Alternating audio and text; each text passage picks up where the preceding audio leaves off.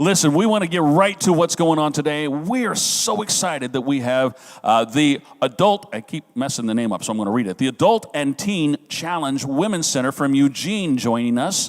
And just going to share some testimonies and some exciting things of what God has been doing in their lives and across the state, and some ways that maybe you can participate with them as well. So at this point, I'm going to turn it right over to Kristen, who's in charge today and leading this. Let's just welcome her to LFA. Thanks so much for being here, Kristen. Well, thank you, and good morning, church. Like Pastor Kevin said, my name is Kristen. I myself went through the program, and I am honored to now be the education coordinator at our Eugene Women's Campus. And we are just grateful to be here. And despite the circumstances, it is amazing to see that God is still showing up and that He's giving us just a spirit of creativity to just continue to share what God is doing in this ministry. So we are a year-long discipleship program. I know that many of you guys know who you are, very familiar and are really encouraging for us. But those who do not know who we are, that is what we identify as. We are a discipleship program, and our house specifically is for women and women with children. Now, to say that we address recovery, we do. Most of our women come in with some kind of life-controlling issue, but we want to get to the root of the issue. And we know that the only thing that is more powerful than our addiction or the things that we come into the program in bondage is the power of Jesus Christ. So we get to, at Teen Challenge, stand in the trenches, and we get to fight, and we get to watch God transform these women from the inside out, and it is just amazing. We have a very structured and intentional program with the heart that we want to give these women every fighting chance to be able to experience freedom and to experience God in an intimate and real way for them. One of the ways is education. So at our center, a big portion of the women's program is they get personal contracts, and they get to learn how to read the Bible, and they get to discover what He says about them and who they are in Him, and they just get to really work on some of those character defects, so we speak, and just become refined. We also newly incorporated Life Renewal, which is outpatient counseling. And so the ladies get a cognitive approach, and they kind of get to normalize addiction and understand why they did the things that they did while they were in their addiction, and get to process and have one-on-ones with counselors, which seems to be extremely effective. We also have our Thrift Store, where the ladies get to learn vocational skills. They get to interact with the people in the community, and it's just a really great, fun atmosphere, and they get to, just feel accomplished and proud of themselves for working hard. And then we also do outreach, where, like what we're doing right now, where we get to go out and talk to people and share our testimonies, because we believe that since we have seen the darkness, that we'll be able to reach others that are still there. And we think it's very important to go and reach those people and just share what God's doing. And then we also serve.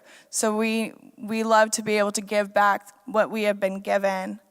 I don't want to spend too much time up here because we have a lot more interesting things to share with you guys.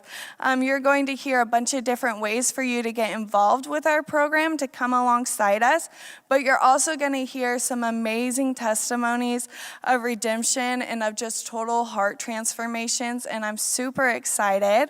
So I am going to call up all of our women, and they are going to introduce themselves, and then we're just going to kick it off and get started. So thank you. All right, so my name is Jessica, and I completed as a student in July, and I'm in my 4th month of my internship. I have 2 little girls in the program with me, and I am really just so grateful that I get to be a part of the change that God is doing in these women's lives. So thank you. My name is Angelica, and I completed as a student in September, and I'm in my 2nd month of my internship. I have a 3-year-old son, and I get to see him every other week, and God has restored my relationship with my son, and that I just get to be part of this ministry. It's amazing. Hi, I'm Tisa, and I completed the program in Missoula, Montana on November 13th, and I've been in my internship for 5 days now, since Wednesday, and I'm super glad I'm here to watch these women grow and be a part of their journey. Hi, my name is Ashley. I am a student at Teen Challenge at the Eugene Women's Center, and I have been there for 6.5 months now. My name is also Ashley. I have been in the program for 3 months and in 1 week. I do have a 6-year-old daughter, and she's here visiting with me now, and God has been restoring our relationship as well as rebuilding me and my family's relationship. Hi, I'm Mackenzie, and I've been here for almost 3 months, and my daughter is with me, and she's 4 years old. I'm Yvonne, and I'm here, and I hope for myself is that I can do God's will and submit to authority, respect my body, and respect the people around me. Hello, my name is Terry, and I have been with Teen Challenge for a little over 3.5 months. I'm Brittany. I've been here 2 months. Hi, I'm Tiffany. I've been here 12 weeks. Hi, my name is Joanne. I was born in St. Helens, Oregon. My family moved to Washington when I was very young, and I lived with my mom and dad until I finished high school. I had a great childhood. After graduation, I married my high school sweetheart, and we were married for 20 years. My life was good, and my mom and dad were married until my dad passed away about 5 years ago. My husband, Kirby, and I were happy, and we had a son and a daughter together. We would go to barbecues every Sunday at my parents'. I truly felt blessed. Nothing evil had ever touched my life up to that point. I did not realize it yet, but I was already struggling with addiction. I thought that since my drugs came from the pharmacy and I took them as prescribed, that there was no problem. I thought my life was perfect and that I lived in a perfect world where nothing bad would ever happen to me. Then on my 20th wedding anniversary, my husband told me he had fallen in love with someone else. He was dating my hairdresser. I was terrified. I'd never been on my own before. But the Xanax that I was taking as prescribed took care of every feeling that I should have had.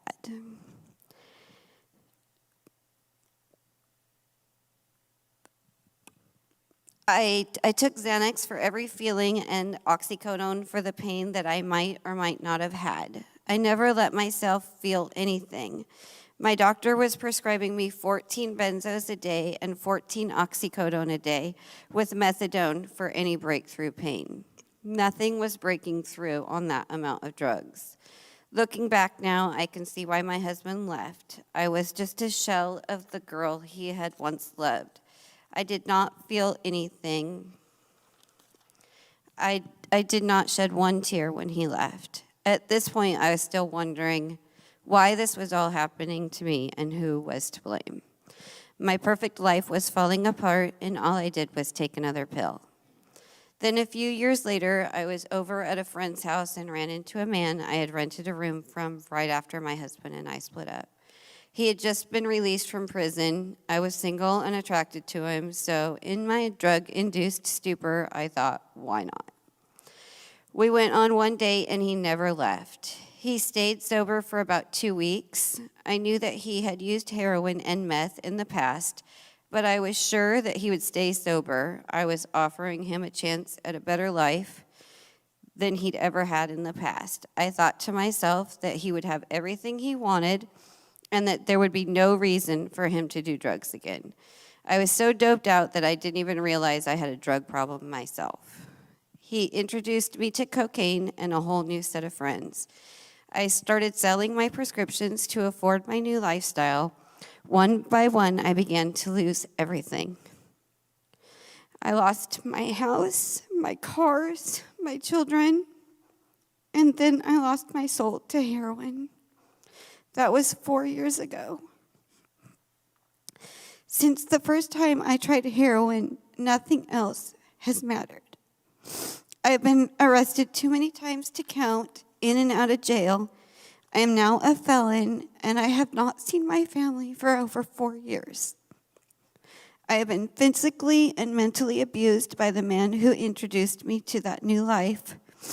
I have been raped, shot at, and beaten up several times.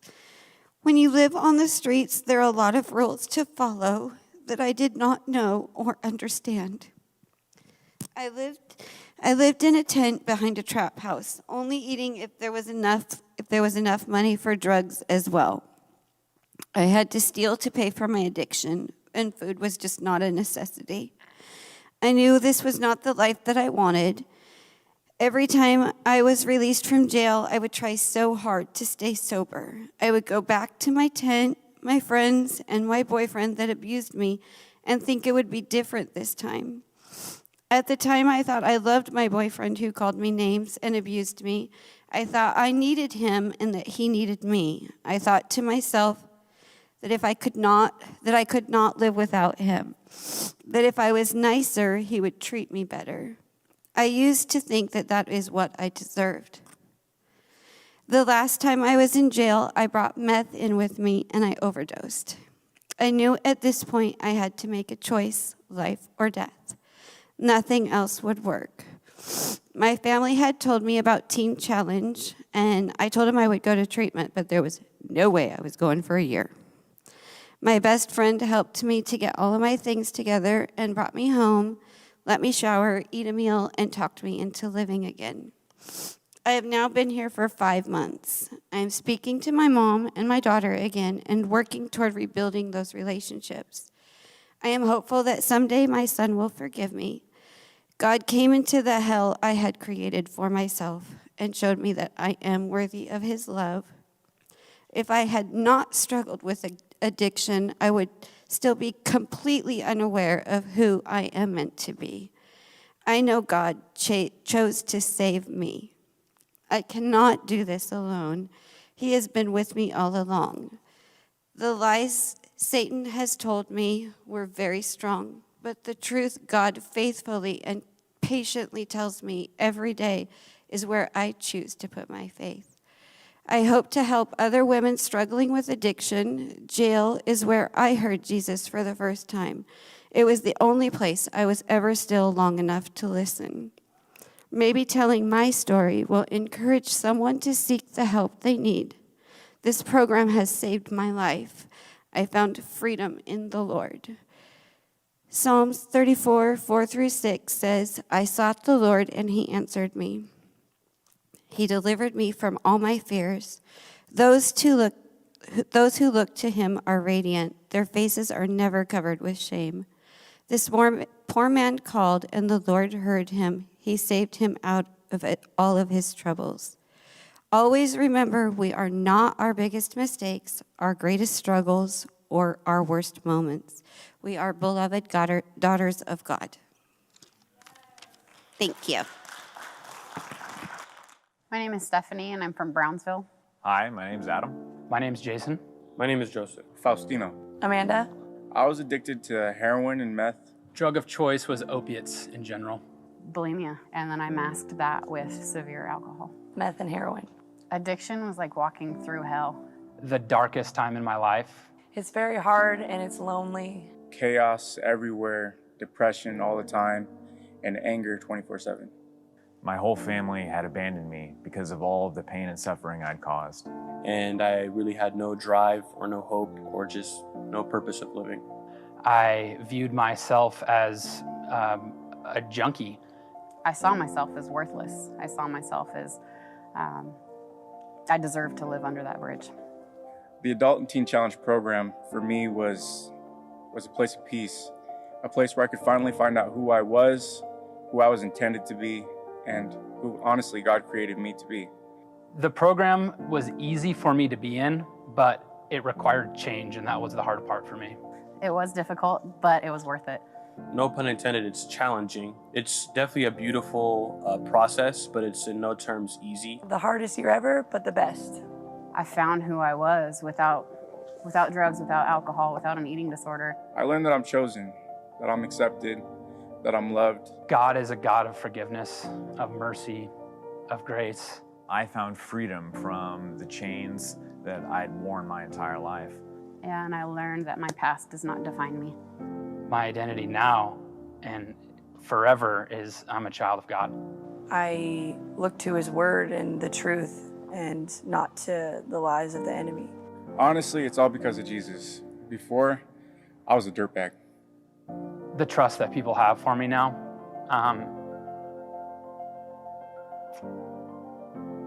nobody trusted me before I came in this program, and now I'm responsible for a campus, men's lives.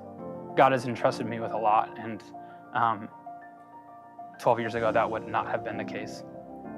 Sponsorship was an anchor in this wild program. The sponsorship program is designed to help people get through the program that can't financially afford it. It helps students know that there's someone out there who cares about them and is praying for them. It was humbling, but it was also, I didn't understand why. I didn't understand why somebody who didn't know me would want to pray for me. It was amazing because I had burnt a lot of bridges in my past, and I didn't think anybody cared enough to pray for me or want me to do better. And having a sponsor, I saw that there are people that cared. I've seen guys who were on the brink of the edge, about to leave, and they received a letter from their sponsors, which gave them hope to stay another day. To any of those sponsors out there that are listening that may have sponsored me, I want to say thank you. I would like to say thank you to all my sponsors. They all made a difference. There was days when I wanted to give up and I wanted to quit, and I know it sounds cliche, but they sent that letter and they listened to God's voice and told me exactly what I needed to hear in that moment. That kept me going, kept me focused on the bigger picture and staying. They help give that hope to somebody that doesn't have hope. You make it possible for people like me. Thank you to all of our current sponsors. You guys keep this program up and operational, so we can't thank you enough. If you're considering on sponsoring a student, it can help change a life. Help save a life.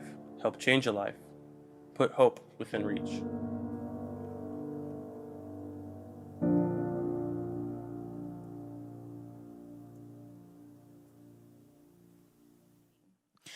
My name is Angelica. I was born in Nebraska. My father was in prison for the first year of my life. I moved a lot when I was younger, and our family eventually relocated to Oregon. When I was about 2 years old, I met a lady named Edie, who was like a mother to me.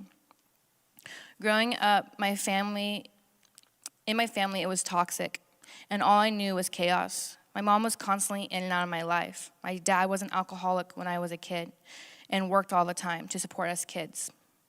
Our grandpa ended up taking care of all of us the best that he could.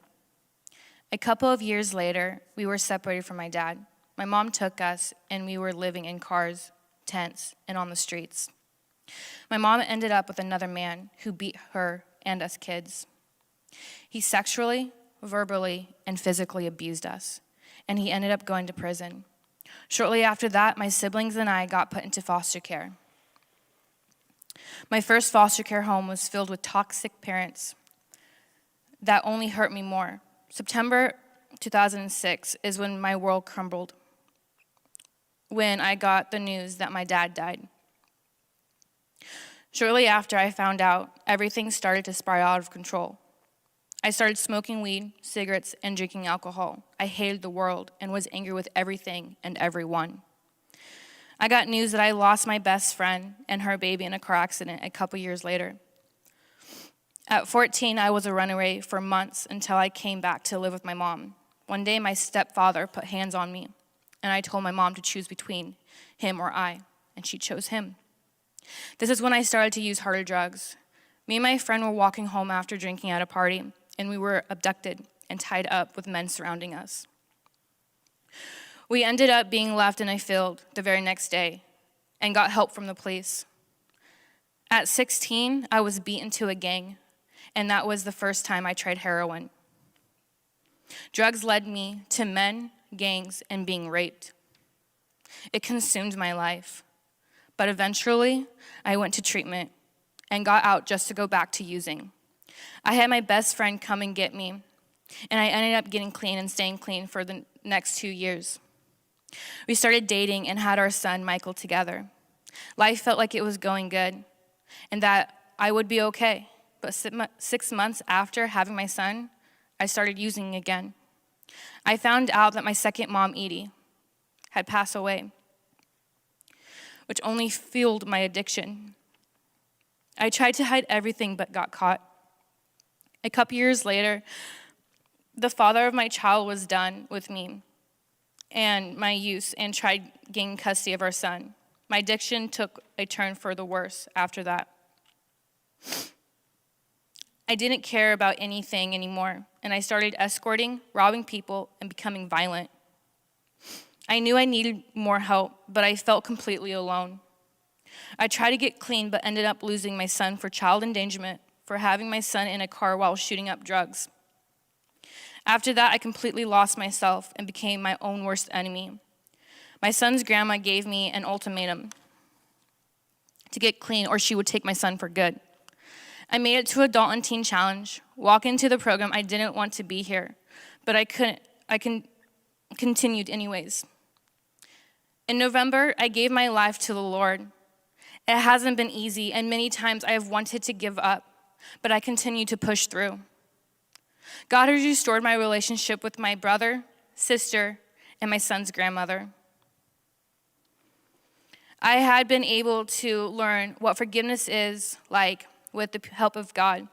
God has been showing me that I am strong, worthy, loved, and I do have a voice. He is showing me that no matter what, I am a good mother. He hasn't left my side through every battle that I have had to face while in the program. I've had an amazing support system from my family and friends that I couldn't do it without. I'm serving God, and I get to spend quality time with my son. I am forever grateful that God has given me a second chance at life and the relationship I have been given with my son's grandma. Acts 2:25-28. I saw the Lord always before me, because he is at my right hand. I will not be shaken. Therefore, my heart is glad and my tongue rejoice. My body also will rest in hope, because you will not abandon me to the realm of the dead. You will not let your Holy One see decay. You have made known to me the path of life. You will fill me with joy in your presence. Thank you. Hi, my name is Chelsea, and I'm from California. I graduated in 2018. Addiction took me just to a place where I couldn't even recognize myself. It was full of destruction, hate, and it took me away from everything I loved. The worst part of my addiction was completely losing all my family and friends and just coming to a place where I hated myself and my life. The only thing I cared about was getting high. So whatever it took for me to get money or drugs is the only thing that was on my mind from the moment I woke up till the moment I went to bed. I was living on the streets of Colorado, and I absolutely lost everything that I had. My relationship was destroyed. I had no family, I had no friends, had no money, and I was dope sick, and my mom called and asked if I was finally ready to come home and get help. Adult and Teen Challenge changed my life drastically. It was the hardest year of my entire life, but I wouldn't change anything about it. I hated myself and I had no self-worth, and I came to a place where I fell in love with Jesus, and I wanted to know everything that he thought about me. Please be a sponsor for Adult and Teen Challenge. It's a place where you can find hope again.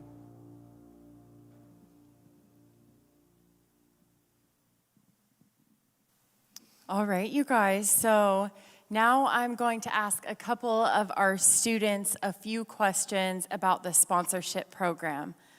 Ashley, tell me how the sponsorship program has impacted you as a student. So majorly, and it's just been a lot of encouragement.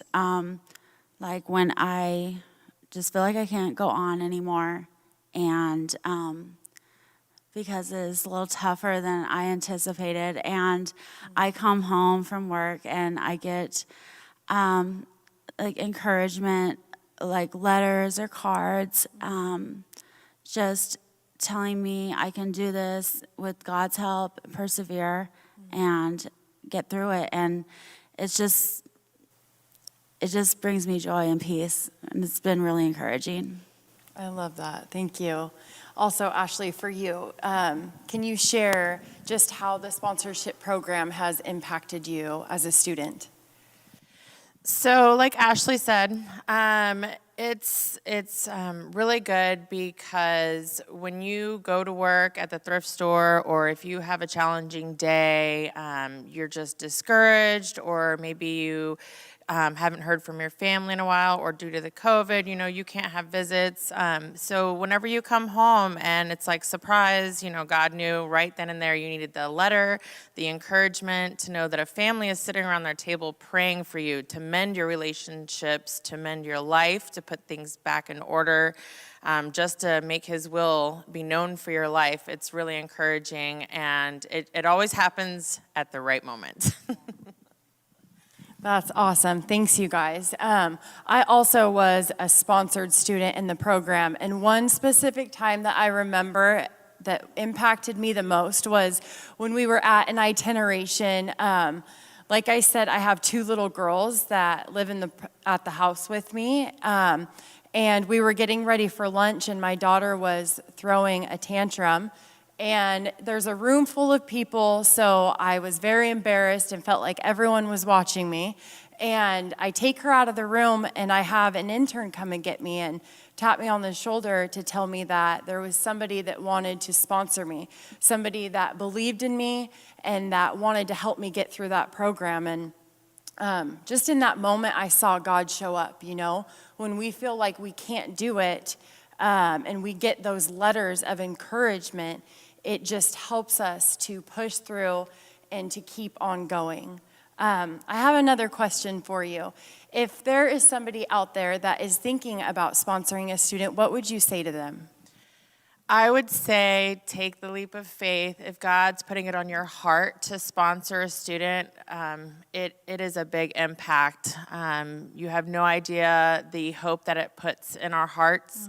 It's just an encouragement to know that people out there want us to do better, even if we've burnt bridges, we've ruined relationships, jobs, we've torn our lives into shreds, and to know that there's someone that'll come alongside us that doesn't even know us and prays for us and has faith in us, it's a super encouragement. It really helps us get through the year of this program.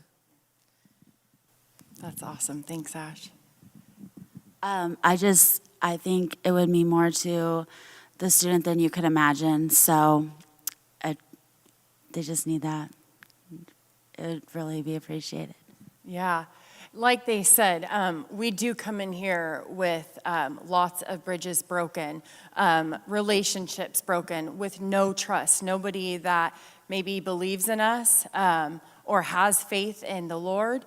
And I believe that God will use your guys' testimony to help us, to encourage us, to send us different scriptures and different letters of what He is doing in your life. I just love how the Lord works in those ways. So thank you, ladies. You guys can sit down.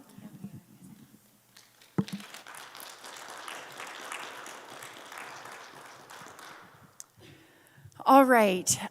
So I just wanted to talk to you guys a little bit more about the sponsorship program and what that entails. So the sponsorship program is $45 a month, and what that does is it helps keep a bed open for a woman or a woman and their child, and it helps put hope within reach. When you sign up to sponsor a student, you will receive in the mail a little package like this, and in that we'll have a picture of your student that you've sponsored, and on the back they have some questions that they've answered, just sharing a little bit about who they are. And you also will get an invitation to their graduation, and it gives you an opportunity to, like I said, write a letter to send that encouragement, or maybe call them over the phone and have a conversation with them. A way for you to sign up to sponsor a student might be going online, and so I want to give you that information so you can check out that. It is tcpnw.com. And if you look that up on Google and you click onto the page, it will just give you some questions that you'll need to answer. It will ask you what campus that you are wanting to sponsor a student at, and you would just click onto the Eugene Women's Campus. I really want to challenge you guys that are at home. I want to challenge you just to pray, just to ask God what He is wanting you to do at this time, whether it's sponsoring a student or maybe it's a different way that you can get involved in the ministry. There's lots of ways that you can partner with us and help us. We have a needs list as well, and that's just different household items, toiletry, office supplies, paper towels, toilet paper, diapers maybe.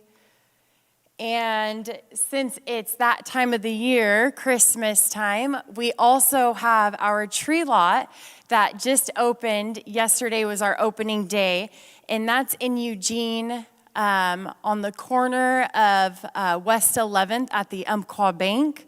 And so we will be there until the end of December selling Christmas trees. Each tree that is purchased helps keep a bed open, and it helps put hope within reach. You heard these women's stories. You see God is changing their lives. He is transforming us into the women that He's always called us to be. But we cannot do it without you guys. So I just, again, encourage you to pray and to ask what God is challenging you to do at this time. And now I'm going to invite Kristen up to share a message of hope with you. All right. So before we wrap this up, I just have a message that I would like to share with you guys.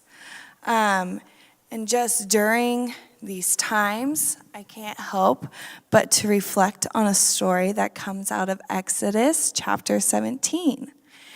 And in chapter 17, there's so many good things that I can pick and pull out of that.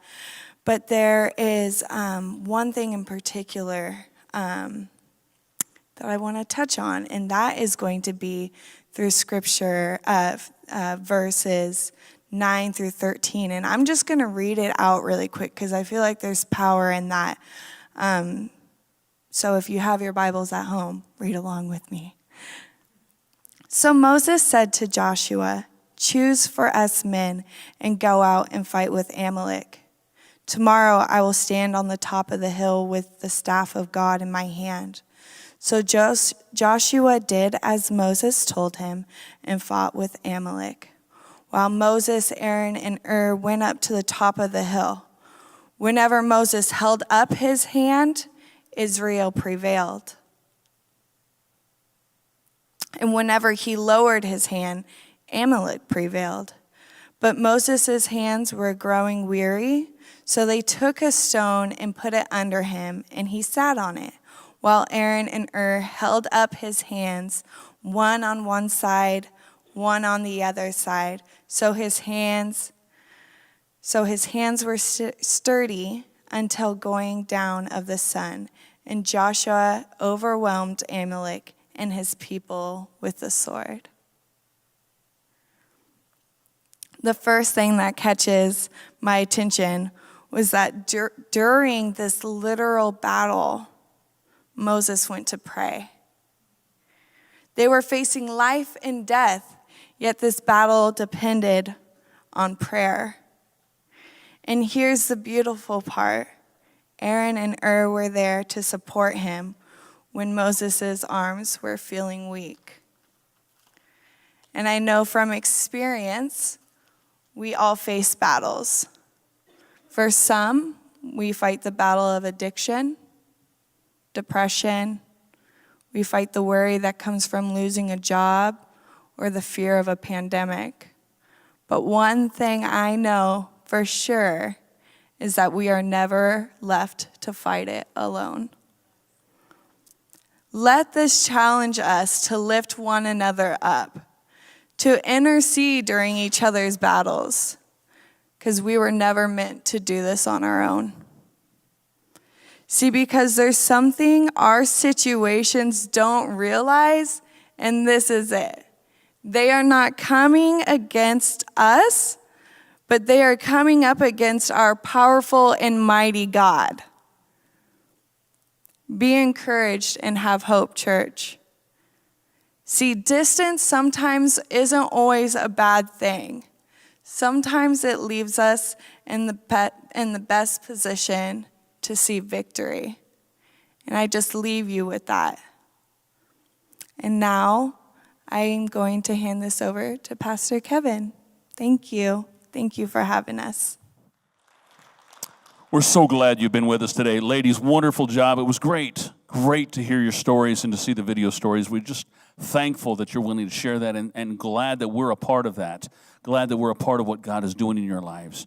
Not just for me, I'm glad, but all of those folks on the camera today that are watching at home, they are glad. They always look forward to having Hannah's House here with us each and every year. They've been here every year and so excited to hear the story. So thank you so much for sharing that. You know, we can't take this little word of encouragement without having some kind of a response moment. That's really how I feel about this, that today we've been challenged, we've been called out. And you know, for some of us, maybe you're sitting there and you're struggling with some form of an addiction in your life, some form of a life-controlling issue. It may not be a substance addiction, but there are addictions on many levels. And maybe in your life, you've been called out in this, and God has been speaking to your heart, and the heart has just been pounding because you know that you're right there. And so I want to just challenge you. If God has been speaking to you, He's speaking to you about change. He's speaking to you about being free, and you can do that in the power in the name of Jesus. And right now, whether you're home or even in this house here today, if you're being challenged by that, I want to pray for you. I want to pray that God opens you up to the freedom that He has for you. And that may be through calling or setting up a time to get together with Teen Challenge, one of the centers. That may be that He is calling you to lay down something that has been gripping your life that you know that shouldn't be in your life. But today, I want to pray for you. And if you've felt that in your life, if you felt like God's been speaking to you directly, I want you just to make some kind of a motion. If you're home, it seems a little silly, raise your hand. It's okay. You know, you and God know. And maybe not. Maybe it's just a reaction within your heart. But I want to pray for you today that God would do that work in you. So would you bow your heads with me today? Father, you know exactly where each person is and what's going on.